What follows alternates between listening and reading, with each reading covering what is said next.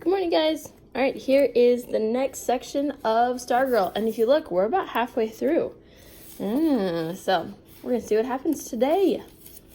So we had just left Leo and Stargirl off in their enchanted magical place where Leo was kind of like meditating / just focusing for a while.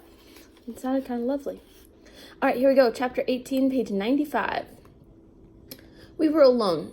We were the only ones in school. At least that's how it seemed in the following days. As I went about my day, I felt her going about hers.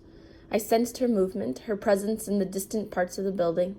Walking the halls between classes, I didn't have to see her. I knew she was there, unseen in the mob heading my way, about to turn the corner 5 classroom doors down. I homed in on the beacon of her smile. As we approached each other, the noise of the students around us melted away, and we were utterly alone, passing, smiling, holding each other's eyes. Floors and walls were gone, 2 people in a universe of space and stars. And then, one day, I began to discover that we were more than alone. We were more alone than I had dreamed. It was a Thursday. Normally on that day, after 3rd period, Stargirl and I would pass each other on the 2nd floor around the teacher's lounge. We would smile and say hi and continue on our way to our separate classes. On this day, impulsively, I fell in alongside her. "How about an escort?" I said. She grinned slyly. "Anybody in mind?" We touched little fingers and walked on. Her next class was on the 1st floor, so we went down to the nearest stairway, and they were walking side by side, and that's when I noticed. No one spoke to us, no one nodded to us, no one smiled at us, and no one looked at us. Page 96. A crowded stairway and no shoulder, no sleeve brushed us. Students climbing the steps veered to the railing or the wall.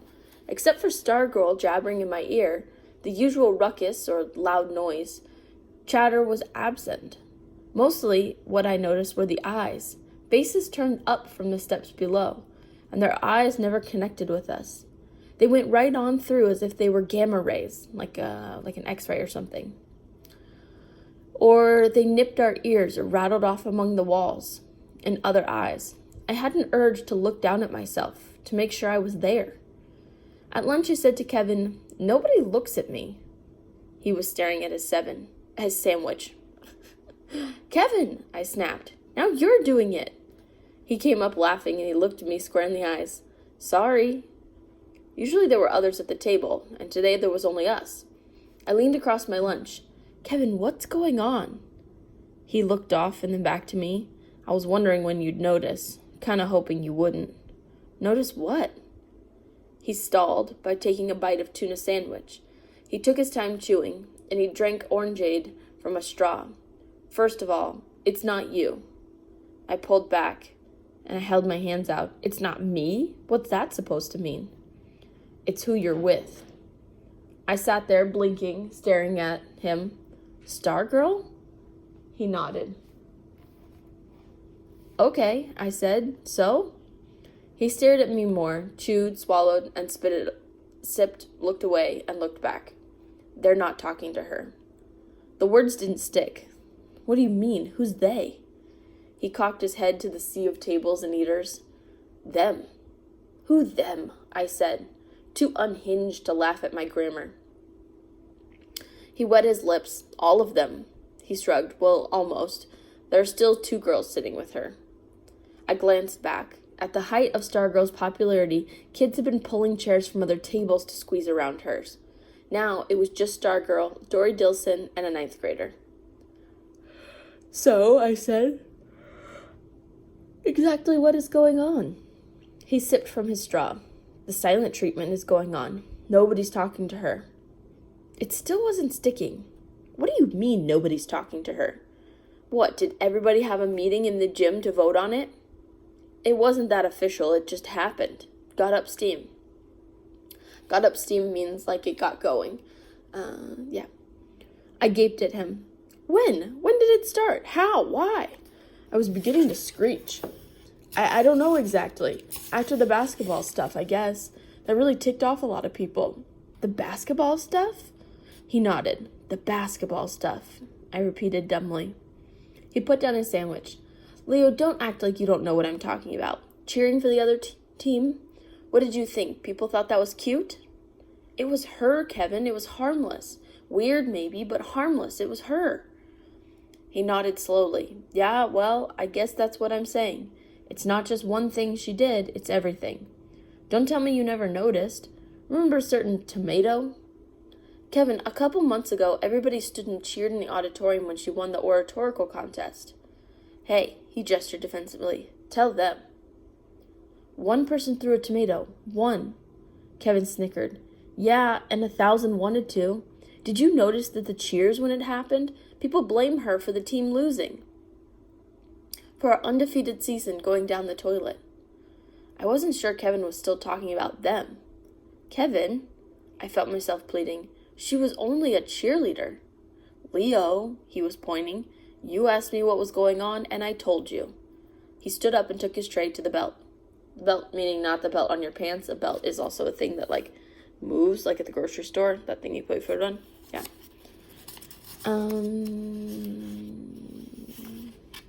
I stared at his empty chair until he returned. Page 99. Kevin, the happy birthday songs, the Valentine cards, all the nice things she does for people. Doesn't that count for something? The bell rang. He got up. He gathered his books, and he shrugged. I guess not. For the rest of the day, and the next, I grew increasingly paranoid, right? Crazy. Walking with her in and around the school, I was intensely aware of the nature of our aloneness had changed. It was no longer a cozy tunnel of love sweetness, but a chilling isolation. We never had to veer, never had to make way for someone else, and everyone made way for us. Hallway crowds fell away from us, except for Hillary Kimball. Whenever we passed her, she tilted toward us with a gloating smirk on her face. As for Stargirl, she didn't seem to notice. She jabbered constantly in my ear, and while I smiled and nodded to her, frost formed on the back of my neck. Alright, so school's kind of getting angry about all this still. Let's see what happens. What do you think's going to happen? Think he'll stay with Stargirl? Do you think he'll do something about it? What do you think? Alright, here we go. Chapter 19, page 100. The Amish in Pennsylvania have a word for it. Amish is a type of religion, and they live very simple. You should look them up. It's very interesting. What's that? I said.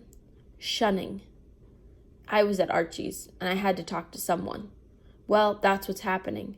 The shunnee, the person who's getting shunned, so to speak, has gotten himself in Dutch with the church. So he's excommunicated. Excommunicated means kicked out.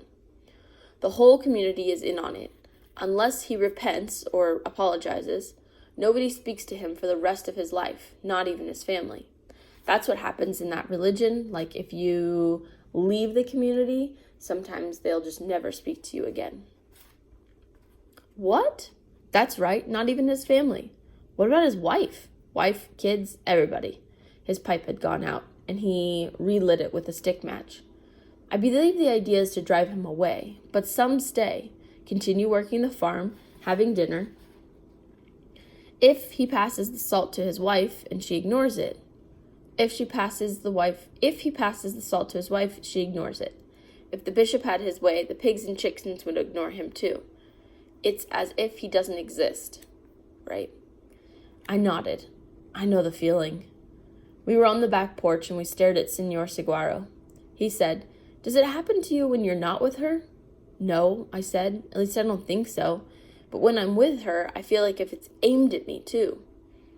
A small pipe cloud left the corner of his mouth, and he smiled sadly. Poor dolphin, caught in a tuna net.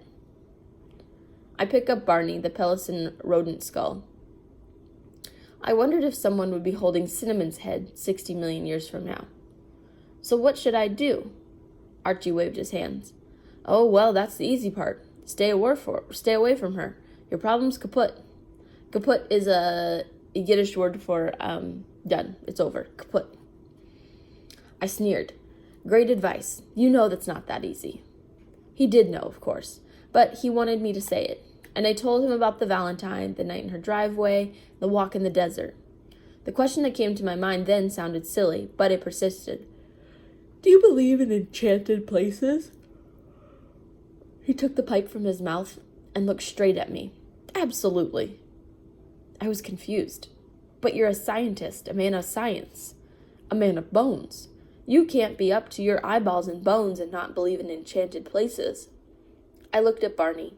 I ran my fingertip along the hard line of his 2-inch jaw, rough like the cat's tongue.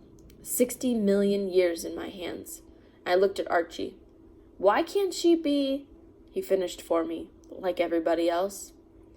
He stood up and stepped back down from the porch onto the desert, for his backyard, except for the shed where he kept his digging tools, was desert. Nature did the landscaping. I put down Barney and joined him, and we walked, toward Senor Saguaro. Not like everybody else, I said. Not exactly, not totally. But Archie... I stopped. He stopped. I turned full-faced to him. My thoughts and feelings were wild, conflicting. Page 102. Jumbled. After staring stupidly at him for a long time, I blurted, She cheers for the other team! Archie pulled his pipe from his mouth as if to better digest my words. I raised one finger in the air, and he nodded solemnly. Ah, yes. We resumed walking. We walked on past the tool shed, past Senor Saguaro. Occasionally, I picked up a stone and flung it toward the purple maricopas. Archie said, almost in a whisper, She's not easy to put into words, is she? I shook my head. An unusual girl, he said. Could see that from the first. And her parents, as ordinary in a nice way as could be. How did this girl come to be? I asked myself. Sometimes I thought she would be teaching me. She seems to be in touch with something that the rest of us are missing. He looked at me. I nodded, in agreement. He nodded. He turned the mahogany bowl of his pipe upside down and rapped it with his knuckle. Rapped is to hit. He hit it with his knuckle. A small stream of ash spilled into the thicket of dead mesquite. He pointed the pipe stem at me. You know there's a place we all inhabit, but we don't think much about. We're scarcely conscious of it, and it lasts for less than a minute, a day. What's that? I said. It's in the morning for most of us. It's that time, those few seconds, when you're coming out of sleep, but we're not really awake yet. For those few seconds, we're something more primitive, more old, than what we're about to become. We have just slept the sleep of our most distant ancestors, and something of them in their world still clings to us. For those few moments, we are unformed, uncivilized. We are not the people we know as ourselves, but creatures more in tune with a tree than a keyboard. We are untitled, untamed, natural, suspended between was and will be. The tadpole before the frog, the worm before the butterfly. We are, for a brief moments, anything and everything we could be. And then he pulled out his pouch and repacked his pipe. Cherry scent flew, and he struck a match, and the pipe bowl, like some predator or seducer, drew down the flame. And then, we open our eyes, and the day is before us, and, he snapped his fingers, we become ourselves. Like so many of Archie's words, they seemed not to enter through my ears, but to settle on my skin, there to burrow like tiny eggs awaiting the reign of my maturity. Then they would hatch when I least would understand. When I at last would understand, We walked in silence. Yellow blooms had appeared on cactus, and for some reason, it made me incredibly sad. The purple of the mountains flowed like watercolor. They hate her, I said. He stopped, and he looked intently at me. He turned me around, and we headed back. He put his arm around my shoulder. Let's consult Senor Saguaro, which again is a cactus. Page 104. Shortly we were standing before the derelict, meaning old, giant. I never understood how the senor managed to convey a sense of dignity, majesty even, considering his stick-rickety see-through skeleton and the ridiculous leathery crumple of hide about his foot and fallen breeches. Archie always spoke to him with respectful formality, as to a judge or a visiting dignitary, Again, reminder, guys, they're talking to a cactus, like a really, really old, big cactus. It's not a guy. Okay. Good day, Senor Saguaro, he began. I believe you know my friend and charter member of the Loyal Order of the Stone Bone, Mr. Borlock. He whispered to an aside to me. I'm a little rusty, but I think I'll use Spanish now. He prefers it on delicate matters. He turned back to the cactus. Per se, Señor Borlock, aquí es la víctima de un shunning de sus compañeros estudiantes en el liceo. El objeto principal de shunning es la enamorada del señor Borlock, nuestra propia señorita Niña Estrella, which means Stargirl. Él está en búsqueda de preguntas. I'm not going to translate that whole thing because I don't know half of it. To my Spanish speakers, I apologize because that was terrible. To everybody else, you should go put that into Google Translate, see if it tells you what it is. As Archie spoke, he looked up toward the elf owl hole, and now he turned back to me and whispered, I ask for questions. Questions, I whispered. What about answers? But he was turning from me, tilting his head toward the great cactus, his finger on his lips. Shh. His eyes closed, and I waited. At last he nodded and turned back to me. The esteemed Senor says there is only one question. What's that? I said. He says it all boils down to this, if I'm translating correctly. Whose affection do you value more? Hers or the others? Right? Who do you want to care about you more? Her or all the other students? The new Senor says everything will follow from that. I wasn't sure I understood the Senor anymore. Then I understood Archie half the time. But I said nothing, and I went home. In bed that night, as the moonlight reached high tide under my chin, I realized that in fact I understood the question perfectly. I just didn't want to answer it. Okay, so again, his question that the cactus asked him, again, not real, was, who does Leo care about more? Does he care about Stargirl liking him, or does he care about the other students liking him? And as he was laying there, right, he understood the question perfectly. He just didn't want to answer it. All right, so what do you think is his answer?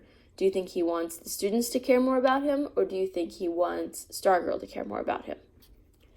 Think about it, okay? You can put it in your summary and do your vocabulary.